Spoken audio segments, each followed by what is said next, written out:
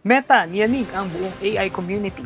Involved ang bilyon-bilyong dolyar, isang 28-year-old CEO at ang biglaang pag-walk out ng Google at OpenAI. Hello everyone!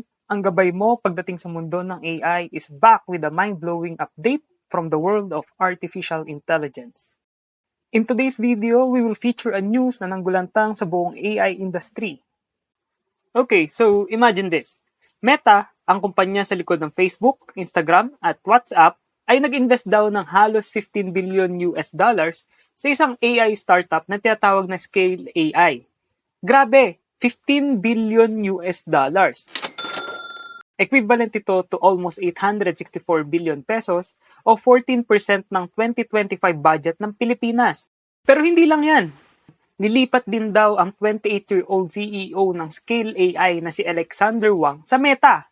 Yes, you heard that right. The founder of a multi-billion-dollar AI company papasok sa Meta para pumunuan ng kanilang bagong super intelligence unit. Ano, naguguluhan ka na ba? Ako rin, slide.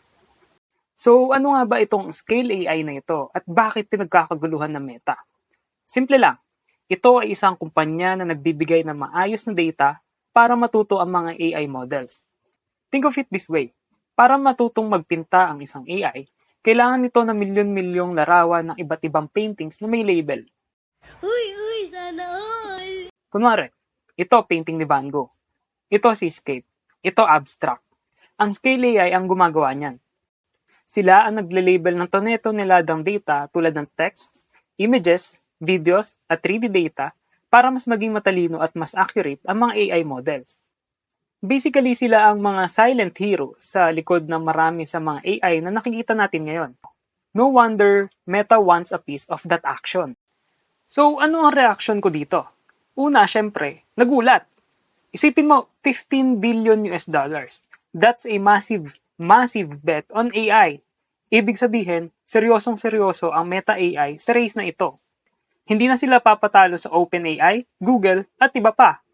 Gusto nilang sila ang maging number 1 pagdating sa super intelligence tulad ng ginawa nila sa social media. Isa pa, I think this is a genius move. Imagine nasa iyo ang isa sa pinakamalaki at successful na AI data labeling company. That's like a farm-to-table concept pagdating sa pagkain dahil nasa iyo na mismo ang source ng data. Amazing talaga. Pero teka, may twist dyan. Ang paglipat ni Alexander Wang sa Meta, nagdulot ng pag-back out ng ibang malalaking kliyente ng Scale AI tulad ng Google at OpenAI. Think about it. Kung ang dati mong supplier ng AI data ay biglang kinuha ng kalaban mo, lugi ka, di ba? Most likely, ililimit ng Meta ang pagbibigay ng high-quality data sa competitors ito. Kaya may balita na aatras ang Google at OpenAI sa kanilang contracts with Scale AI. Aray, major shake-up. This is a clear sign na ang AI landscape ngayon ay isang fierce battlefield. Hindi lang sa pagbuo ng pinakamatalinong AI, kundi pati na rin sa pagkuha ng pinakamagaling na talent at data source. It's like a high-stakes game of chess. At si Mark Zuckerberg, nag-Queen's Gambit. Alright, anong ibig sabihin nito para sa atin? Para sa mga gumagamit ng Meta platforms, it means expect even more advanced AI features. Magiging mas matalino ang AI sa Facebook, Instagram, at WhatsApp. Mas personalized, mas helpful, maybe even more immersive. Pero higit sa lahat, pinapakita nito kung gaano kabilis ang development ng AI. Ang 28-year-old na si Alexander Wang naging bilyonaryo dahil sa AI at ngayon, siya na ang isa sa mga nangunguna sa AI division ng Meta. Ang bilis ng panahon, di ba? Dati, pangarap lang ang AI sa mga sci-fi movies, ngayon, nagiging reality na. This kind of investment and talent acquisition accelerates the race towards Artificial Superintelligence or ASI. Ang layunin ng Meta ay bumuo ng AI na mas matalino pa sa tao. Medyo creepy pero exciting at the same time. Sana lang maging responsable sa paggamit at pagbuo nito. At yan ang pasabog na AI news for today. Ano sa tingin niyo?